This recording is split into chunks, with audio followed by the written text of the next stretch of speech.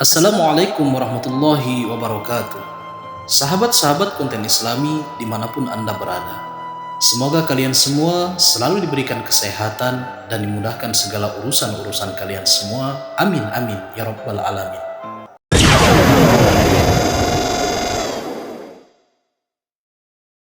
Diriwayatkan dalam beberapa sumber yang masyhur, di balik masifnya dakwah Islam di masa Wali Songo abad ke-15, ada seorang ulama dari Baitul Maqdis bernama Maulana Usman Haji atau dikenal Sunan Ngudung.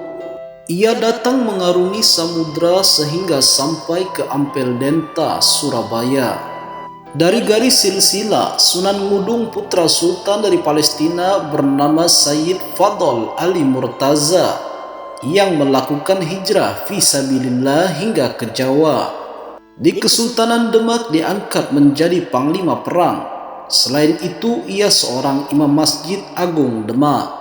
Dikarenakan pandai berperang oleh Maulana Rahmat Ali Rahmatullah atau Sunan Ampel, direkomendasikan kepada Raja Majapahit untuk menjadi pelatih tentara kerajaan. Setiap kali mendidik militer, banyak sekali anak didiknya yang menjadi seorang prajurit yang tangguh. Diriwayatkan ada seorang raja bawahan dari Majapahit yang bernama Raja Kresna Kapakistan dari kerajaan Gelgel yang sekarang di Kabupaten Karangasem. Dalam sejarah dalam Waturenggong dijelaskan, ketika Raja Kresna Kapakistan melakukan kunjungan ke Majapahit, Raja memberinya hadiah 60 prajurit terbaik untuk mengawalnya ke Bali. Ternyata 60 prajurit itu dalam sejarah dalam Waturenggong di Bali disebutkan semuanya Nyama Selam. Nyama yang artinya saudara, Selam yang artinya Islam. Sunan Ngudung dikaruniai anak laki-laki yang bernama Said Ja'far Shodiq yang dikenal dengan Sunan Kudus, yakni hasil pernikahan Sunan Ngudung dengan Syarifah Dewi Khadijah atau Nyai Ageng Manyuran binti Syarifah Dewi Fatimah atau Nyai Ageng Malaka binti Sunan Ampel.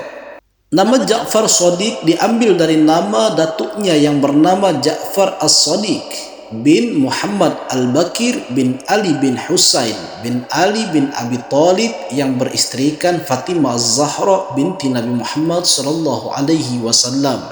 Sunan Kudus merupakan salah satu tokoh penyebar Islam di tanah Jawa yang memiliki pengaruh luas dan signifikan dalam perjuangan dakwah Islam di tanah Jawa. Inskripsi yang menjelaskan sosoknya pada Masjid Al-Aqsa di kota Kudus, Jawa Tengah menekankan dua gelar yang begitu prestisius, yakni Syekhul Islam dan Al-Qadi. Peran Sunan Kudus sebagai panglima perang Kesultanan Demak dibuktikan ketika ikut serta menyerang Portugis di Malaka bersama putra mahkota Sultan Pati Unus. Kegemilangan kepemimpinan militer Sunan Kudus dibuktikan ketika melakukan penyerangan ke jantung ibu kota Majapahit, Gerindra Wardana. Turut menyertai dalam peperangan ini Sunan Giri, Sunan Bejagung, dan Sunan Gunung Jati. Setelah matahari terbit, perang pun pecah dengan sengit. Dengan adanya pasukan-pasukan khusus dari berbagai wilayah, nampak pasukan Demak tak butuh waktu lama untuk bisa menggempur pasukan Gerindra Wardana. Mereka kocar-kacir, banyak yang melarikan diri. Pasukan Demak terus merangsek maju hingga sampai di kota Peraja Trowulan. Hanya saja waktu itu istana sudah dikosongkan. Kegemilangan kepemimpinan militer Sunan Kudus juga mampu dibuktikan dalam upaya pemberantasan gerakan kudeta yang dilakukan oleh Ki Ageng Pengging, murid dari Syekh Siti Jenar yang konon mengajarkan ajaran menyimpang. Sementara itu, selain menjadi komandan militer, atas kedalaman ilmu fikih dan ketatanegaraan yang dimilikinya, pada masa berdirinya Kesultanan Demak, beliau diminta bersama Sunan Giri untuk menyusun sebuah kitab undang-undang yang akan diterapkan sebagai sumber hukum kesultanan. Dari usaha yang dilakukan kedua tokoh tersebut, maka lahirlah sebuah kitab hukum undang-undang pidana maupun perdata yang disebut Angger-Angger Surya Ngalam. Dari sinilah kemudian Sunan Kudus juga dipercaya sebagai salah satu qadi atau hakim agung di Kesultanan Demak. Hingga akhirnya beliau memutuskan untuk menetap di daerah Kudus dan meletakkan semua jabatan yang beliau emban selama mengabdi kepada Kesultanan Demak. Ketika Sunan Kudus berdakwah di Kudus, ia membangun masjid. Dikarenakan rindunya terhadap tanah kelahirannya, masjidnya diberi nama sama dengan masjid di tanah kelahirannya. Masjid suci ketiga umat Islam yakni Masjid Al-Aqsa. Bahkan ada yang meriwayatkan peletakan batu pertama menggunakan batu dari Baitul Maqdis di Palestina. Masjid Al-Aqsa Menara Kudus dibangun sejak tahun 956 Hijriah atau 1549 Masehi. Di samping masjid itu, ia membangun menara yang sangat cantik. Bentuknya seperti candi Hindu. Kemudian kota tempat beliau tinggal akhirnya diberi nama dengan kota kelahirannya. Pada saat itu Baitul Maqdis atau Yerusalem dikenal dalam dunia Islam sebagai kota Al-Qudus. Maka beliau kasih nama kotanya ini sebagai kota Al-Qudus. Berhubung orang Jawa ketika disuruh membaca qaf itu susah, maka kota itu dikenal sebagai Kudus. Jadi kota Kudus ini monumen persaudaraan Indonesia dan Palestina sejak abad ke-15 Masehi. Kota Kudus adalah monumen kerinduan tentang Al-Aqsa, sebuah kota dengan nama yang sama dengan tempat asal Sunan Ngudung.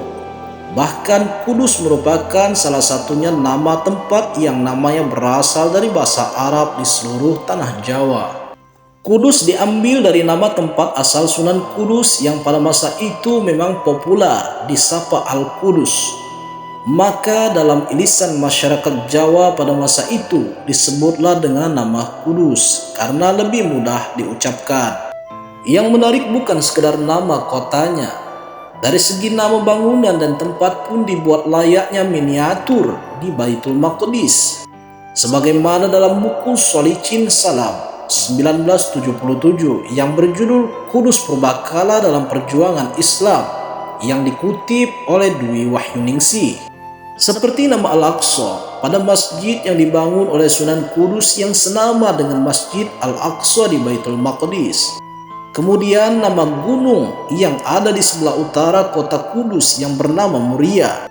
Jika kita menengok lokasi atau peta di Palestina, ada sebuah bukit karang dengan nama serupa yakni Moria yang kelak akan dijadikan sebagai Masjid Umar.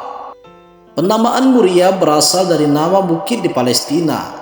Di atas gunung Muria tersebut juga didirikan masjid yang pendiri masjid tersebut juga bernama Umar, atau lebih tepatnya Umar Said atau Sunan Muria. Sebagaimana Bukit Moria dengan Masjid Umar yang didirikan Umar ibnu Khattab ketika datang ke Baitul Maqdis. Dari deretan fakta ini, tidak aneh rasanya jika kita sebut kota Kudus sebagai miniatur Baitul Maqdis. Mulai dari nama kota, masjid, hingga gunungnya pun nampaknya memang sengaja disesuaikan dengan kondisi tempat di Baitul Maqdis.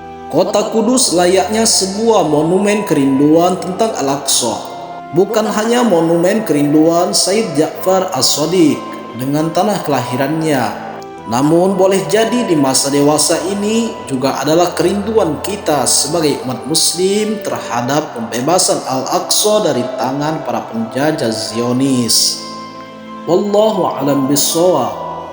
Jika kalian suka dengan video ini, jangan lupa like dan subscribe. Terima kasih.